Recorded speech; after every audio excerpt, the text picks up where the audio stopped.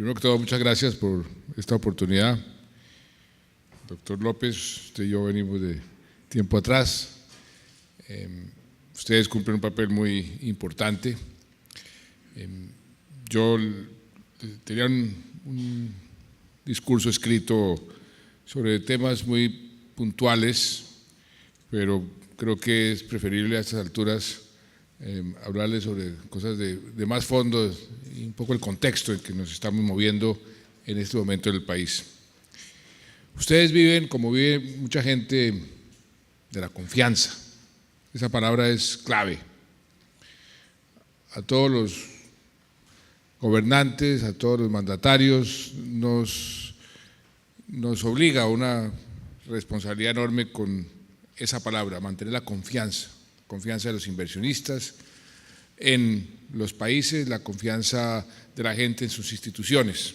Y parte fundamental de nuestra labor todos los días es eso, alimentar la confianza. Otros se dedican a tratar de minar esa confianza.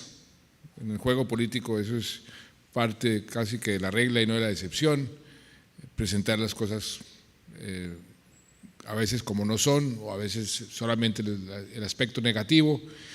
Nosotros, cuando estamos en el gobierno, y lo digo como periodista, nos quejamos mucho de los periodistas que solamente se concentran en la parte negativa y que van minando la confianza.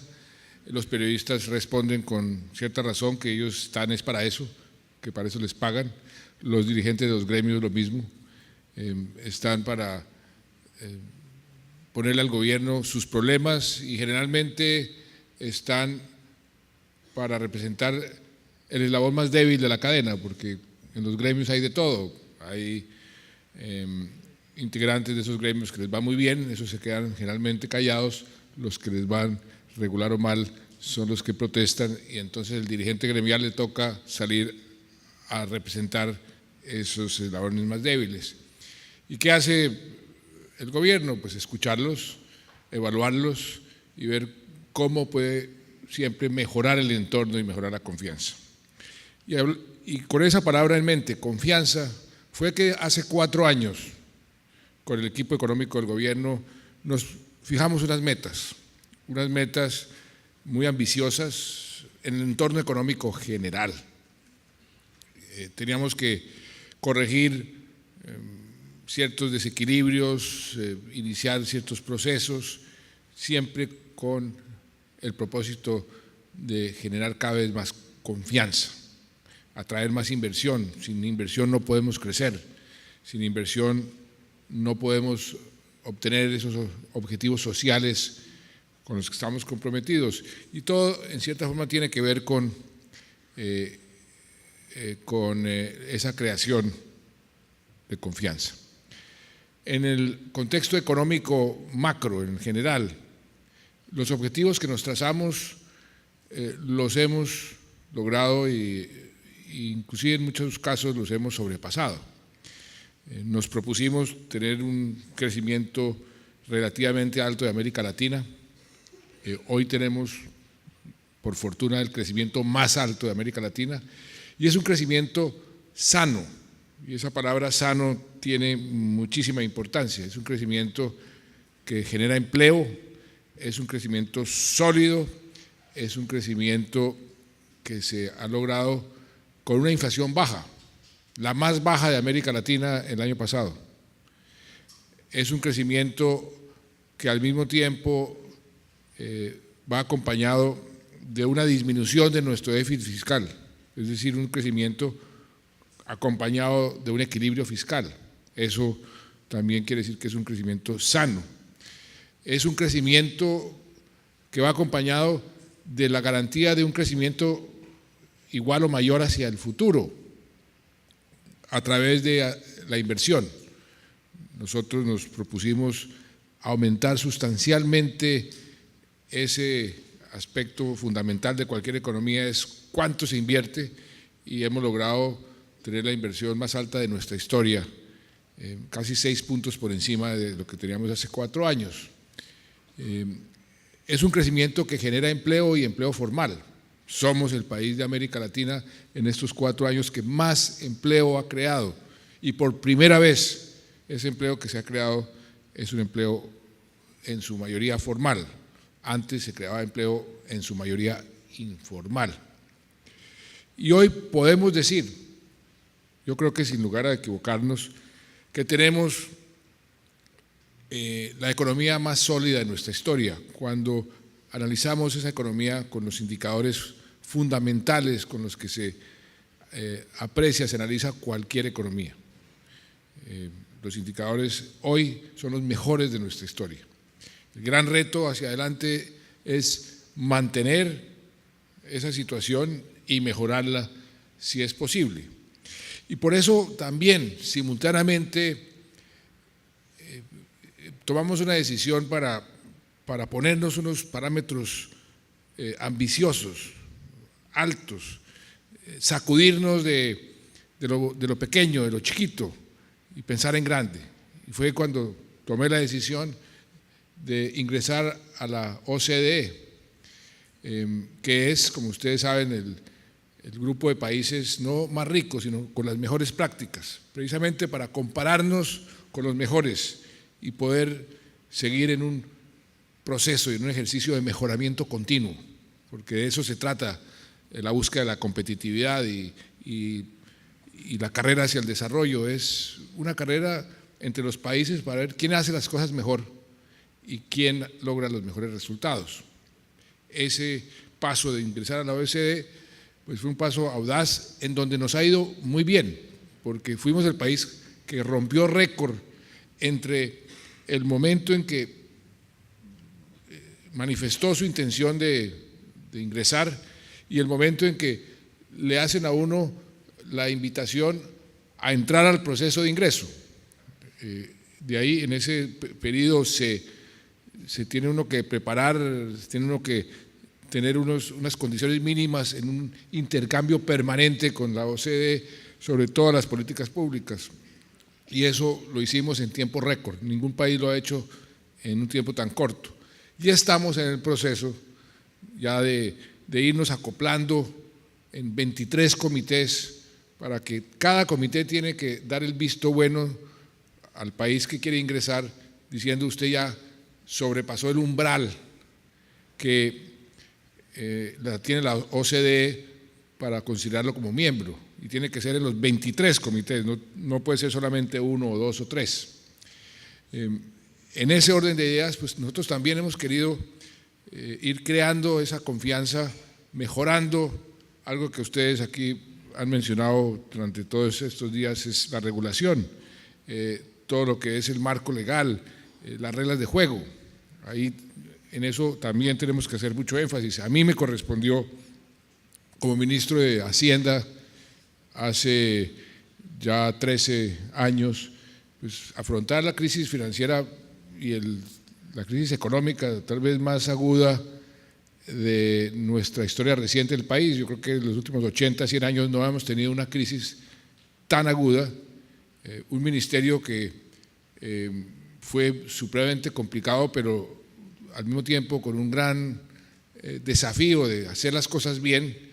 Me acuerdo que el doctor Gerardo era secretario del Banco de la República, la cantidad de noches que duramos allá tratando de afrontar ese tema, y el tema de la regulación y de la fortaleza de nuestro mercado financiero fue un tema clave. Y desde entonces, usted se recordará, doctor Córdoba, cómo nosotros logramos superar esa crisis financiera con un costo relativamente pequeño frente al resto de los países que habían tenido crisis parecidas, y pusimos y sembramos unas semillas muy importantes que nos permitió años más tarde, por ejemplo la crisis que tuvo el mundo el año 2008, superarla casi que sin ningún problema. El fortalecimiento de la banca, me acuerdo que nos pusimos unas metas también muy ambiciosas, los bancos chillaron pues con gran vehemencia porque los estándares de Basilea se los pusimos muy rápido, los obligamos a hacer esfuerzos, pero hoy agradecen, hoy dicen gracias a eso que se hizo hace 12 años, 13 años, tenemos uno de los sistemas financieros más sólidos, y eso nos ha permitido también lograr estos objetivos de la parte macroeconómica que hoy podemos con orgullo decir que tenemos. Y dentro de ese ejercicio también, la parte de la regulación ha sido un ejercicio de mejoramiento continuo. Y en la OCDE, pues pusimos nuestra regulación a su escrutinio. ¿Cuál ha sido el veredicto de la OCDE sobre nuestra regulación financiera? Dijeron, mire, Colombia hoy tiene una regulación que está por encima de los estándares de la OCDE, salvo y nos hacen una serie de recomendaciones. Por ejemplo, las superintendencias en general y la financiera en particular debe ser más independiente. Entonces les preguntamos, ¿cómo es más independiente? Pues que no dependa que el presidente lo pueda destituir cuando quiera, que sea por periodos fijos de 4 años, no importa si el presidente lo nomina, pero que no sea cambiable al capricho del presidente o del gobierno de turno o del ministro de Hacienda de turno, cosa que me parece perfectamente razonable, y son esos cambios que vamos a poner. No se entusiasme, doctor Gerardo, que todavía vamos de pronto, pero esa reforma hay que hacer, creo que es una reforma, estamos viendo si es legal, creo que puede requerir una ley. Otra reforma para satisfacción suya, doctor Gerardo, la OCDE nos dice, hay que proteger más a los superintendentes de ataques de la justicia, que no estén expuestos a esas demandas o a esas decisiones de la justicia por decisiones autónomas que el superintendente toma. Y creo que usted lo vivió en carne propia. Entonces, mire lo interesante, la OCDE dice, ojo, hay que proteger a los superintendentes. Pero con esto les quiero decir que no estamos lejos de las mejores prácticas y que este es un ejercicio de mejoramiento permanente, y ese intercambio de opiniones, de análisis sobre cómo estamos nosotros regulando, las nuevas circunstancias que se presentan, toda esta tecnología que estamos cada día asimilando con una rapidez impresionante, cómo eso está cambiando mucho las reglas de juego de los mercados financieros, de cómo operan y cómo se comportan los mercados. Todo eso tiene que ser objeto de un permanente análisis, y en eso el gobierno está más que dispuesto a continuar esta concertación para tener una buena regulación, precisamente para atraer cada vez más inversión y para hacer el mercado cada vez más eficiente. Pero yo quería aprovechar este escenario para hablarles de otro tema que tiene mucho que ver con la confianza y con el entorno del país y con lo que podemos lograr si somos exitosos. Y es lo que mencionó el doctor Córdoba, que es el proceso de paz, y que tiene mucho que ver con la confianza. Porque, ¿qué hemos descubierto después de algunos análisis, después inclusive del resultado de las elecciones? Nos preguntamos, bueno, pero ¿por qué tanta gente está como contra el proceso de paz? ¿Qué está sucediendo? Y descubrimos que hay 2 fenómenos muy interesantes. Uno, falta de información. La gente realmente no está informada, más del 62% de la gente no sabe que en La Habana se ha hecho un progreso muy importante, que ha habido acuerdos en 3 de los 5 puntos de la agenda. La gente no sabe. La gente, por otro lado, y este es también muy interesante, tiene miedo al cambio. Eso es una condición natural del ser humano. Cuando uno le dicen que hay que cambiar, uno le tiene miedo al cambio, pero en estas circunstancias es especialmente sui generis que uno le tenga miedo de pasar de la guerra a la paz. Entonces nos pusimos a averiguar por qué. Nuevamente, porque la gente tiene una información parcializada sobre cómo ve esa paz y le da miedo. Y ahí es donde creo que mea culpa hemos fallado muchísimo, y por eso es tan importante hacer un poco de pedagogía. Y quiero aprovechar este escenario tan importante con ustedes para brevemente explicarles un poco más en profundidad de dónde venimos, por qué tomamos las decisiones y para dónde vamos.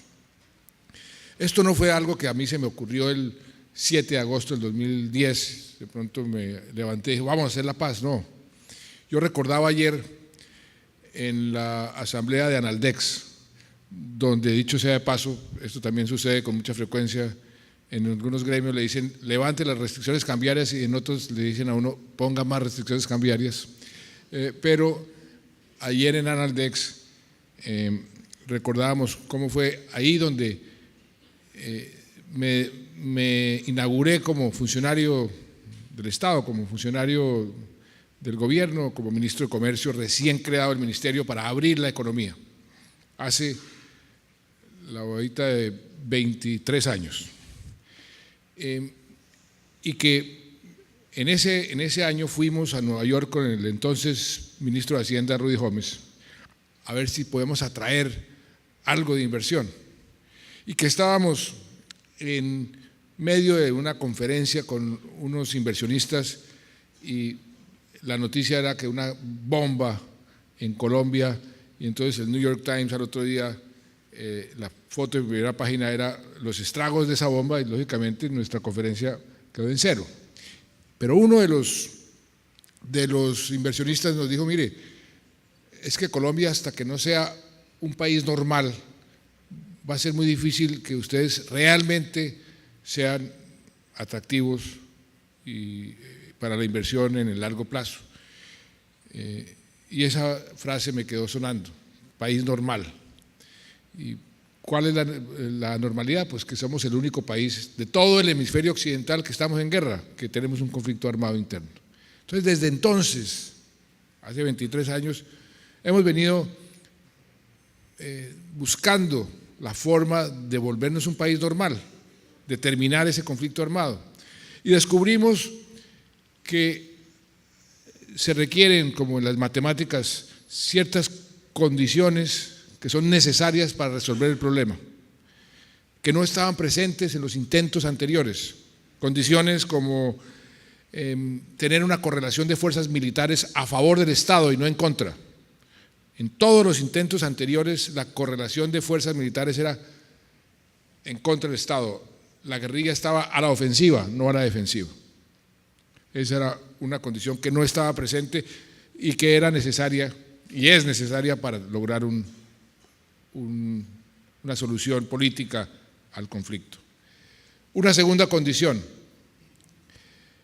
voluntad de hacer la paz por parte de la cabeza de la organización que está combatiendo el Estado.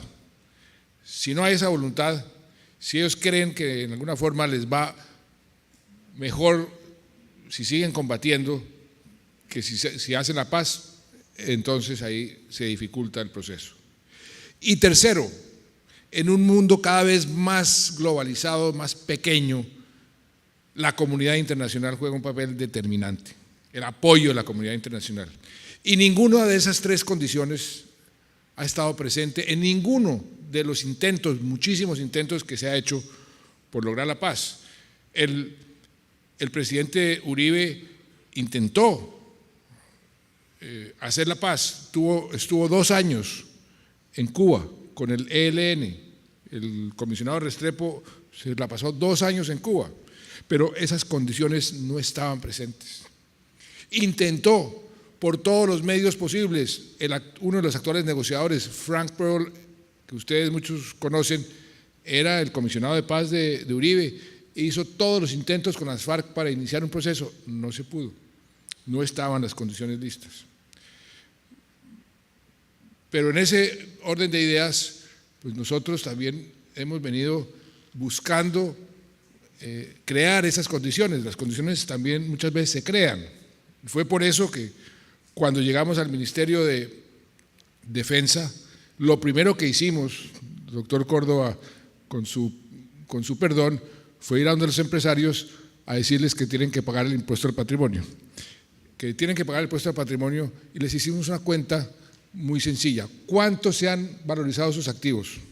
¿Cuánto cuesta el impuesto al patrimonio? Y esa misma pregunta y ese mismo cálculo se puede hacer hoy. ¿Cuánto se han valorizado los activos de quienes pagan el impuesto al patrimonio y cuánto cuesta ese impuesto al patrimonio? Y todos los empresarios dijeron, estamos listos.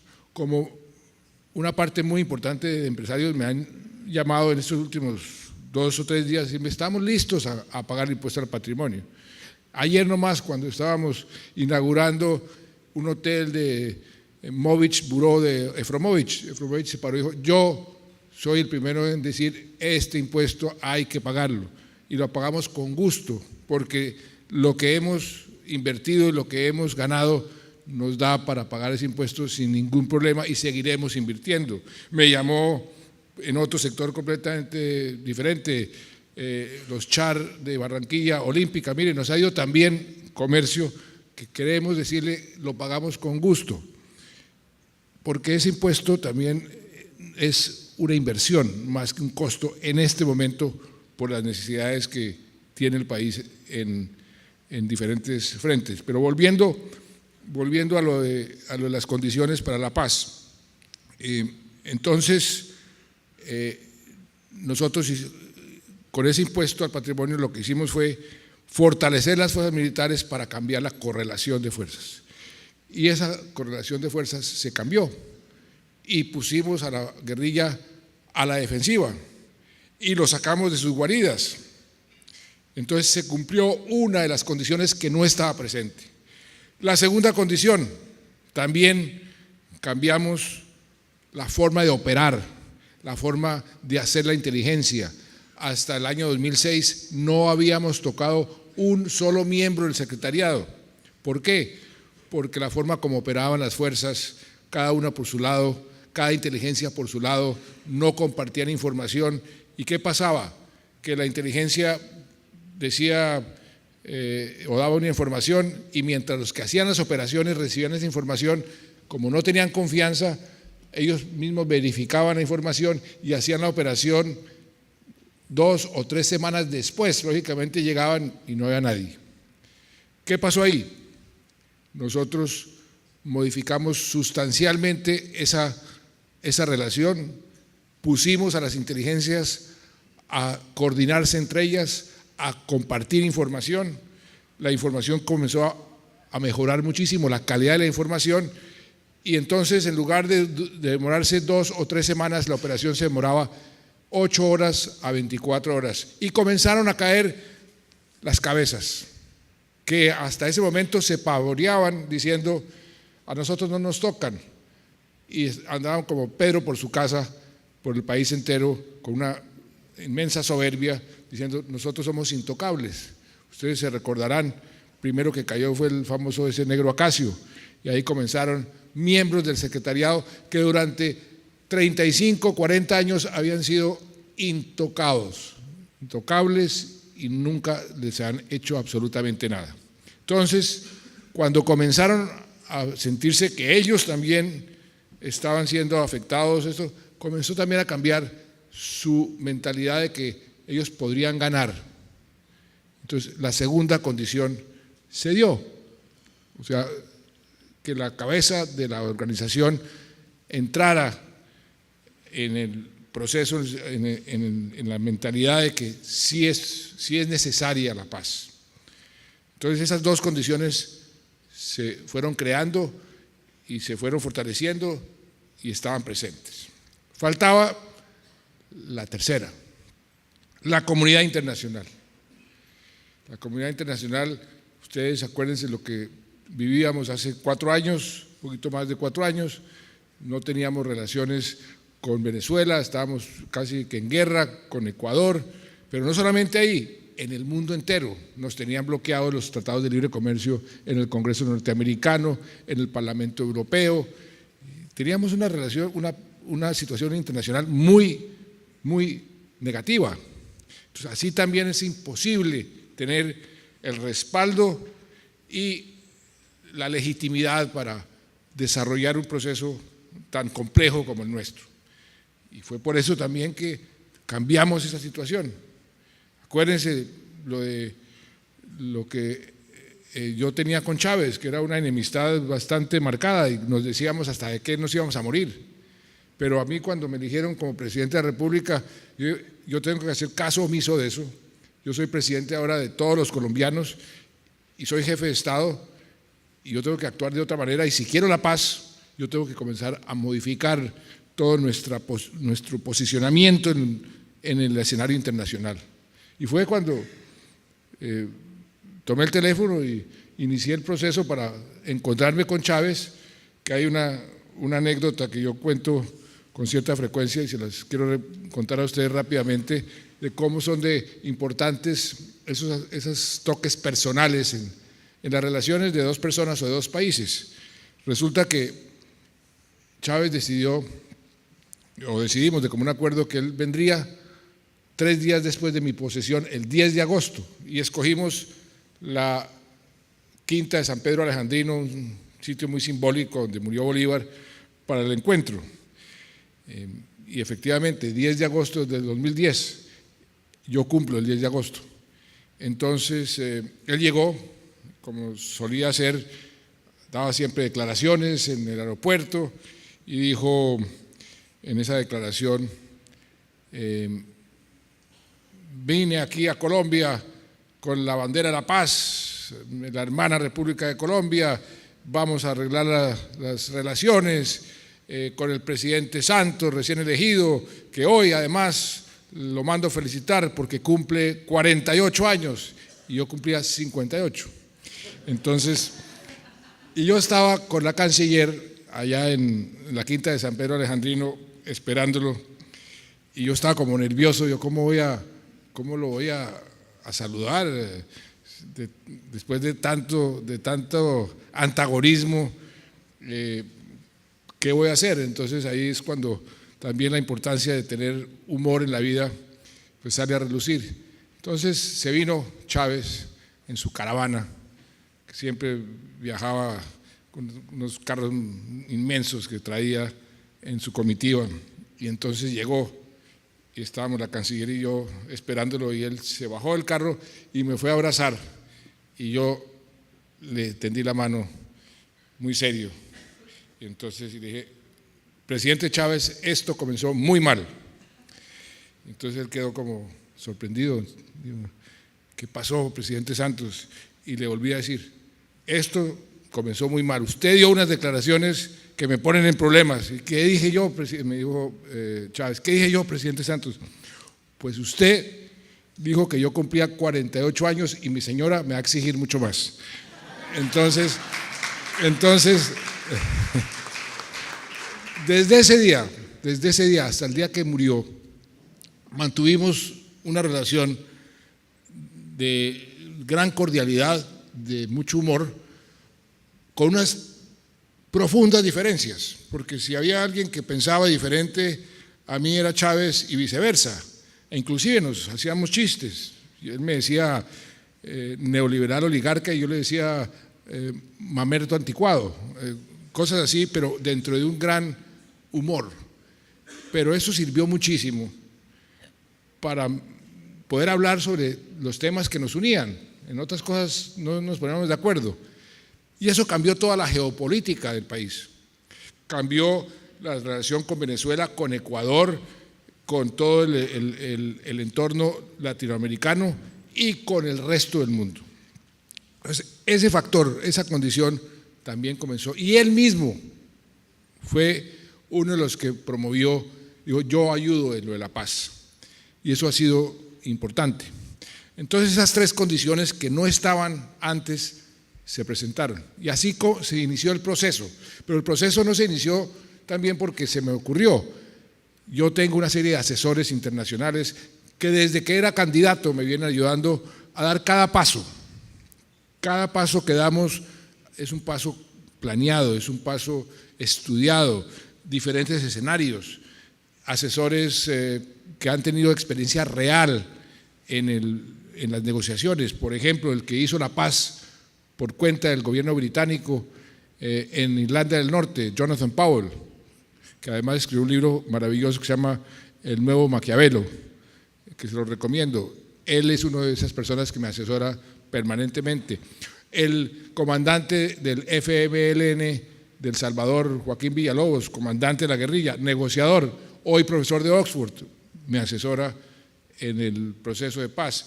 El ex canciller israelí Shlomo Ben-Ami, arquitecto del acuerdo de Camp David entre Israel y Palestina, ese me asesora cada paso que damos.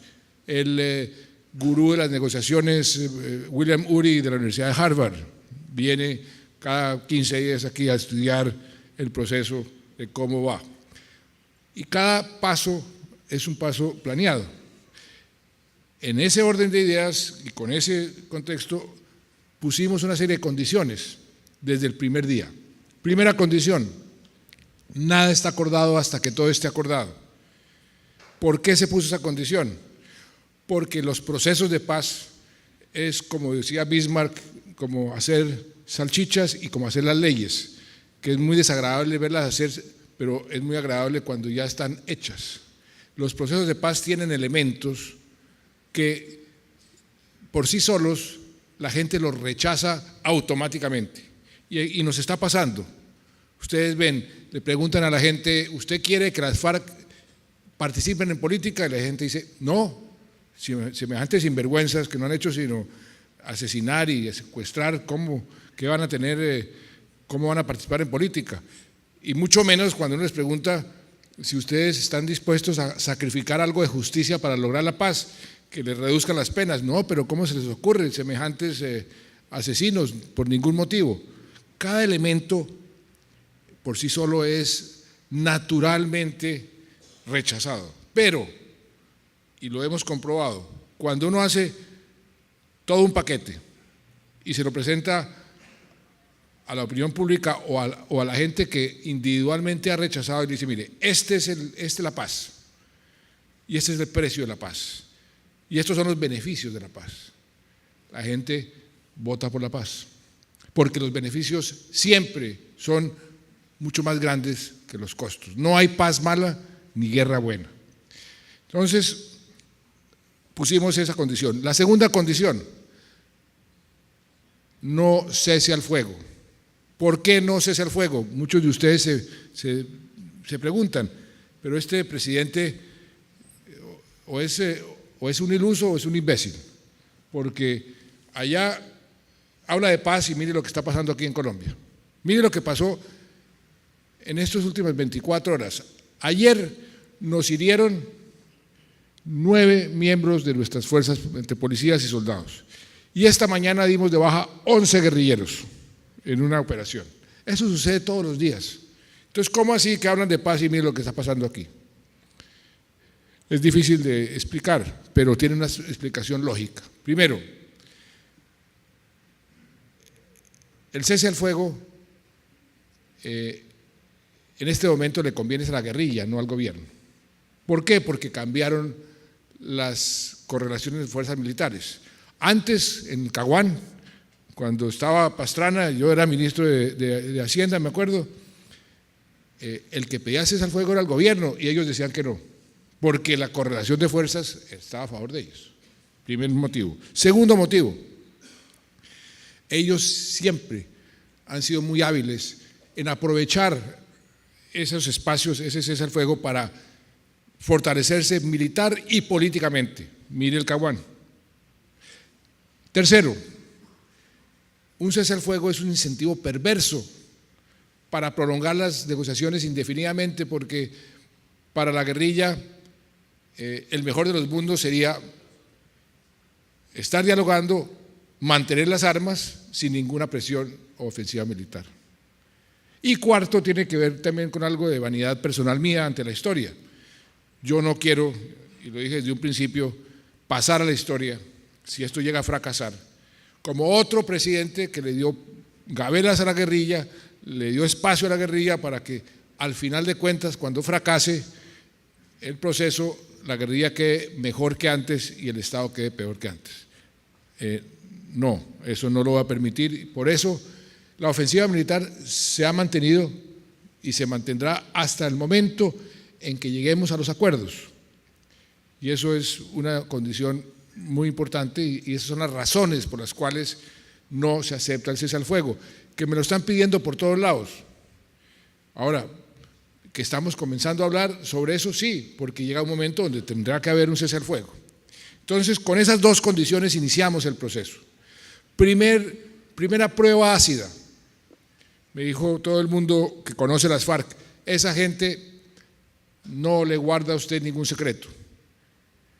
En una agenda, en un conflicto, en un proceso como este, y así ha sido porque nos hemos estudiado todos los procesos en la historia reciente de cómo se han resuelto, la agenda ya representa el 50% de la negociación. Si uno acuerda una agenda, ya avanza el 50% o más de la negociación, es lo más difícil. ¿Sobre qué puntos nos debemos poner de acuerdo para terminar la guerra?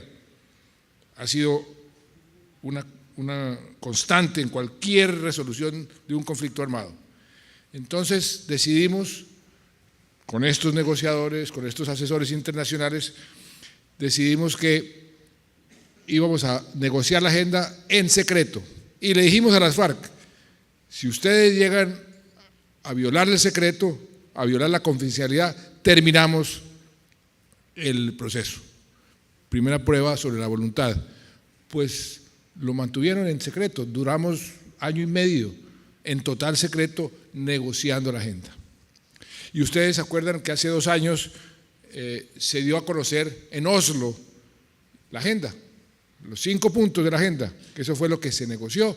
Estos puntos y ningún otro son los puntos que, si nos ponemos de acuerdo sobre esos puntos, se termina este conflicto en forma definitiva. ¿Cuáles son esos puntos? El tema del desarrollo rural. ¿Por qué incluí el tema del desarrollo rural? Porque yo he dicho en múltiples ocasiones que yo no voy a negociar la revolución por decreto. No voy a cambiar nuestro sistema económico, ni nuestra política tributaria, nuestra política de inversión, ni nuestra política financiera. Nada de eso está sobre la mesa. Esta es una transición de un grupo armado para que se desarme y haga política, y si el día de mañana ganan las elecciones, si ustedes resuelven votar por alguno de estos candidatos el día de mañana y en el Congreso de la República cambian las reglas, pues eso es parte de la democracia, pero no voy a negociar nada de lo que significa nuestra institucionalidad, nuestro modelo de desarrollo, nuestra propiedad privada, nada de eso está sobre la mesa.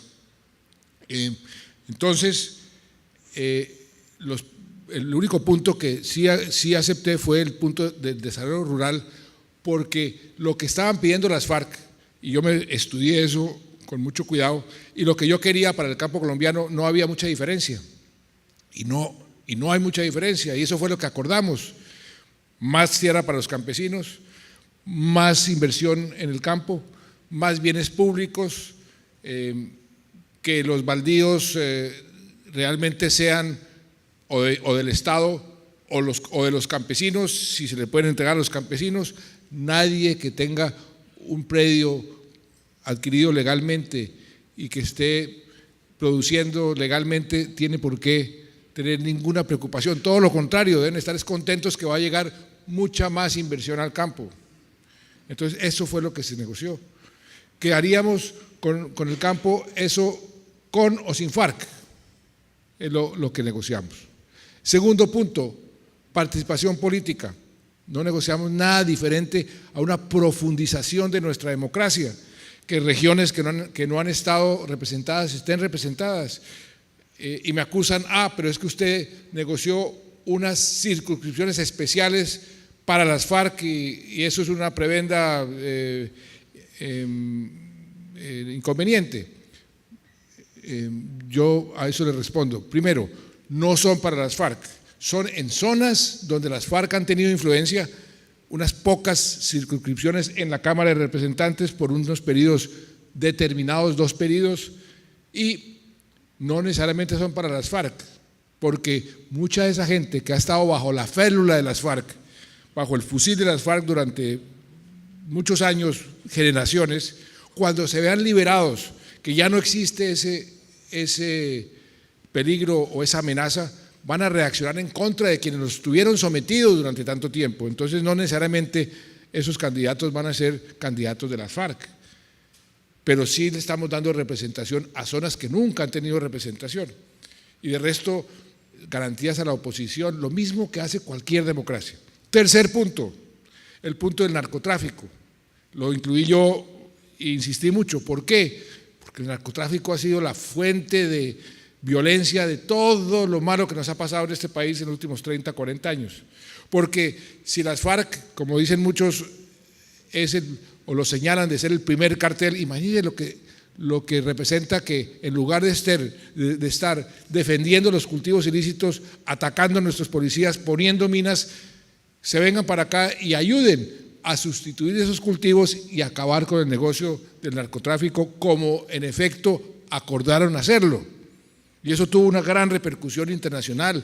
El secretario general de Naciones Unidas, el secretario Kerry, presidentes de Europa, todos me llamaban a decir qué maravilla, esto es un paso no solamente importante para Colombia, sino para toda la región y para el mundo. El consumo de cocaína en Inglaterra está subiendo, en España también. ¿De dónde viene esa cocaína? De Colombia.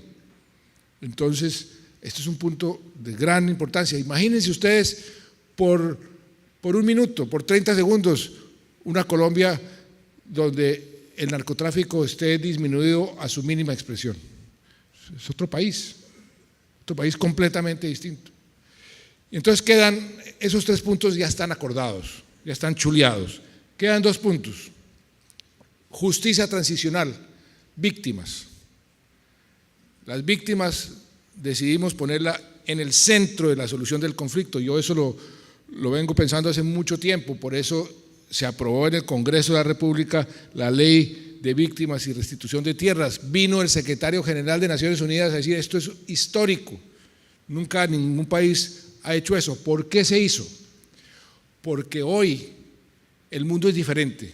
Hoy no podemos indultar y amnistiar así a voluntad del presidente de la República. Hoy existen unas reglas de juego internacionales y nacionales, una constitución donde el derecho de las víctimas, los derechos de las víctimas hay que respetarlos. ¿Cuáles son esos derechos? Derecho a la verdad, el derecho a la reparación, el derecho a la justicia. Y esos derechos hay que respetarlos. Y hay que respetarlos también porque en Colombia hay cerca de 6 millones de víctimas que en cierta forma tienen que sentirse satisfechas con la solución del conflicto que las ha vuelto a ellos víctimas. Entonces yo también tomé la decisión de llevar las víctimas a La Habana, que ha sido criticado por eso. Y yo pregunto, en La Habana no se están negociando los derechos de las víctimas. En La Habana se está escuchando a las víctimas sobre cómo las víctimas consideran que sus derechos podrían ser respetados, que es algo completamente diferente. Los derechos de las víctimas no son negociables. El cómo respetárselos, ¿quién más apropiado para decir que las propias víctimas? ¿Cómo consideran esas víctimas que sus derechos van a ser respetados? Y ha sido un ejercicio muy, muy lindo. Y a mí me ha enriquecido muchísimo escuchar los testimonios. Muchas víctimas que lo único que quieren es ¿dónde está mi hijo? No quieren más, sino ¿dónde está mi hijo enterrado? ¿Dónde está mi mamá enterrada? ¿Dónde está mi esposa enterrada? O quieren una reparación que siempre será simbólica. ¿Por qué siempre será simbólica? ¿Cuánto cuesta un hijo? ¿Cuánto cuesta una familia? ¿Cuánto cuesta un papá? Ellos lo que quieren es que reconozcan que efectivamente eso sucedió y lo reparen simbólicamente. Y otros dicen, para mí la justicia que yo quiero es que me pidan perdón. O otros dicen, para mí la justicia es X o Y. Y ha sido increíble ver que cómo las víctimas en cierta forma son más generosas que las que no han sido víctimas. Por lo menos lo que hemos podido ver y lo que yo he podido ver con muchas víctimas con que me he venido reuniendo en estos años. Eso me entusiasma a mí, me llena de de energía para seguir adelante. Entonces, eso es lo que estamos negociando. ¿Cuánto de justicia vamos a sacrificar para lograr la paz? Ahí está el meollo del problema. Y eso es parte de la negociación del cuarto punto. El quinto punto, lo que llaman el DDR, desarme, desmovilización y reintegración. Ya es el punto final para cerrar la negociación y terminar el conflicto. ¿Cómo van a desarmarse? Porque esa es una línea roja. Eso que dicen que no nos vamos a desarmar, no entregamos las armas, eso es pura carreta. Tienen que entregar las armas. Si no las entregan no hay acuerdo. Imagínense si vamos a aceptar que las FARC continúen con las armas. No, a ver, que no se las entreguen al Estado colombiano es posible, que se las entreguen a un tercero es posible. ¿Cómo se hace eso? ¿Cómo se van a desmovilizar? Ya tenemos experiencia en las desmovilizaciones. ¿Y cómo se van a reintegrar a la vida civil? Ya también tenemos experiencia. Y enviamos unos oficiales en servicio activo para que determinaran eso. ¿Y quién dijo miedo? No, qué horror, qué humillación a las fuerzas militares. ¿Cuál humillación? Por Dios. Si en toda guerra son los militares los que han puesto a los muertos, los que se sientan a ver cómo se termina. Y en el caso colombiano, en este caso, se sientan los militares en servicio activo en una mesa y el enemigo en la otra. Y entonces determinan cómo va a entregar usted las armas, cómo se va a desmovilizar, cómo se va a reintegrar a la vida civil, quién se queda con las armas, quién se queda con el Estado de Derecho, quién ganó. Por eso digo que para los soldados de la patria, nuestros héroes, la paz es la victoria. Entonces, ¿cuál humillación? Todo lo contrario. Yo vengo de allá, vengo de una reunión con todos los generales, están llenos de orgullo y de satisfacción que esté sucediendo lo que está sucediendo. La paz es su victoria. Y eso es lo que se está negociando. No más. Eso de que vamos a reducir a su mínima expresión a las fuerzas militares, que vamos a expropiar a todos los hacendados del país, que la tierra alrededor de las ciudades, todo eso que en la campaña escuchamos con mucha frecuencia o que vamos a negociar con total impunidad, nada de eso es cierto. Estamos negociando una transición de un grupo armado para que deje las armas y ustedes se imaginan lo que significa para nosotros con esa decisión ser un país normal después de 50 años. A eso es lo que yo aspiro, a que podamos dejarle a nuestros hijos un país normal, no un país en guerra. Nadie de los que está aquí presentes, ninguno de ustedes ni yo hemos vivido un solo día de un país en paz, ni un solo día. Entonces nos acostumbramos. Por eso les decía al principio, la gente inclusive tiene miedo. Esa paz como que es un cambio que yo prefiero seguir en la guerra. Mucha gente pierde poder político si hay paz, otra gente pierde poder económico. Yo estoy seguro que los narcotraficantes en México no quieren que aquí haya paz porque se les puede acabar su materia prima. Hay muchos intereses en contra de la paz, pero la inmensa mayoría de los colombianos, cuando uno les explica, dicen no, pues que esto es lo que corresponde. Y en términos económicos del negocio de ustedes, los economistas, solamente para dar una cifra, dicen se termina el conflicto y la economía crece en promedio entre 1,5 y 2% más de por vida. Si a eso le sumamos lo que comenzamos a hacer estos últimos 2 días, hemos firmado contratos por 7 billones de pesos en las concesiones de 4G, 7 billones, y vamos a firmar por 50. Con esos dos elementos, nosotros en 12 años seremos ya un país como Portugal hoy, o sea, un país desarrollado. Y eso es lo que yo quiero, con buena regulación, con buenas prácticas y con un país en paz. Si seguimos la guerra, pues nos tomará 24 o 50 años más.